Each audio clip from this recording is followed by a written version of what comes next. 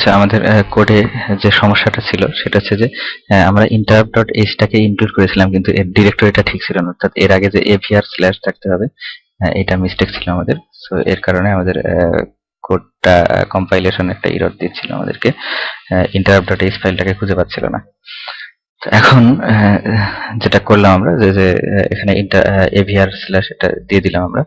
So এখন এটাকে আরেকটা কাজ আমরা করব, সেটা হচ্ছে যে একটা জিনিস খেয়াল করি যে আমাদের int0 যে বিট, int0 যেটা, এটা কিন্তু পোর্ট ডি তে, int0 হচ্ছে পোর্ট ডি তে, কিন্তু আমরা আগের কোডে যেটা করেছিলাম যে পোর্ট ডিটাকে আউটপুট হিসেবে ব্যবহার করেছি। অর্থাৎ এই যে আপ টু ডাউন এবং ডাউন টু আপ, এই আপ টু ডাউনের ক্ষেত্রে পোর্ট ডি আপ থেকে ডাউনে শিফট হবে, আর ডাউন টু আপের ক্ষেত্রে পোর্ট ডি ডাউন থেকে আপে শিফট হবে। তো একই পোর্ট, অর্থাৎ একই পোর্ট আমি ডাটা শিফট করার জন্য ইউজ করতেছি, আবার ইন্টারাপ্টের জন্য ইউজ করতেছি, এটা তো করা যাবে না, কারণ PD2টা হচ্ছে আমার int0 হিসেবে কাজ করবে। সো আমরা এই কোডে যেটা করব সেটা হচ্ছে যে ডাটা শিফটের জন্য আমরা যেটা ইউজ করব সেটা হচ্ছে ডাটা DDRC, পোর্ট সি যেটা, পোর্ট সি কে আমরা ডাটা আউটপুট ডিক্লেয়ার করে দিলাম। আউটপুট 0xFF বলে দেওয়া মানে পোর্ট ডি এর DDRC = 0xFF বলে দেওয়া মানে পোর্ট সি এর সবগুলো বিট অন হয়ে গেল, আউটপুট হয়ে গেল। সো led.c তে আমাদের এই আপ টু ডাউন এবং ডাউন টু আপ ফাংশন দুটো লেখা ছিল, এবং এখানে আমাদের আগে ছিল পোর্ট ডি, এটা আমরা লিখে দিলাম পোর্ট সি, এটা আমরা করে দিলাম পোর্ট সি। সো এখন যদি আমি এই কোডটাকে কম্পাইল করি, এটা যদি আমি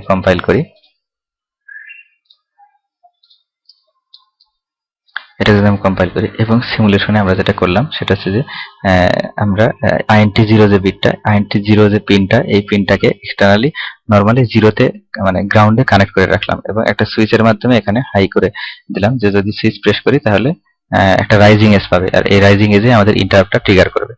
একটা জিনিস খেয়াল করি, আমাদের কোডে যেটা লিখে রেখেছি আমরা, যে যদি ডামি ভেরিয়েবলের ভ্যালুটা যদি জিরো হয়, যদি জিরো হয় তাহলে একটা এক্সিকিউট হবে, যদি অন হয় তাহলে আরেকটা এক্সিকিউট হবে। আর নরমালি এটা জিরো করা আছে, যখন আমি একবার ইন্টারাপ্ট করব, একবার ইন্টারাপ্ট করলে ISR এ আসবে এবং dummy exclusive or equal to 0xFF, অর্থাৎ জিরো থাকলে নন জিরো হবে, নন জিরো থাকলে জিরো হবে। সো আমি একবার যদি এই সুইচটা প্রেস করি তাহলে ডিরেকশন একবার চেঞ্জ হবে। আমরা একটু প্লে করে দেখি যে এখন আমার ডাটা শিফট হচ্ছে up to down, up to down. So আমি যদি একবার প্রেস করি তাহলে এটা ডাউন টু আপ হবে, down to up, down to up, ঠিক আছে। এবং এরপরে যদি আমি আবারও এটাকে প্রেস করি তাহলে আবার up to down, up to down, এটা হবে। তো এই কাজটা আমরা ইনপুট পিন হিসেবে আমরা ইনপুট দিয়েও করতে পারতাম, যেটা আমরা আগে করেছিলাম, কিন্তু আজকে আমরা ইন্টারাপ্ট দিয়ে করলাম। তো ইন্টারাপ্ট দিয়ে করার উদ্দেশ্য হচ্ছে যে যদি আমার এরকম হয় যে সুইচ দিয়ে কোনো কিছু ইনপুট নিতে হবে, সেক্ষেত্রে দেখা যায় যে যদি আমার এই প্রোগ্রাম, যখন আমি বড় কোনো কোড লিখবো তখন দেখা যাবে যে এই উপরের প্রোগ্রামটা আমার এক্সিকিউট হতে আমার যত সময় লাগছে, সেক্ষেত্রে আমার ইনপুট নেওয়ার জন্য যে চেকিংটা, এটা করতে গেলে মাঝে কিছু ডিলে থাকছে। সো সেক্ষেত্রে আমাকে যেটা করতে হবে যে সুইচ প্রেস করে ধরে রাখতে হবে। তো এইটাকে অ্যাভয়েড করার জন্য আমরা যেটা করলাম সেটা হচ্ছে যে একটা এক্সটার্নাল ইন্টারাপ্ট ব্যবহার করে এই কাজটা আমরা খুব সহজে করতে পারি। এখানে যদি আমরা ইচ্ছে করলে এখানে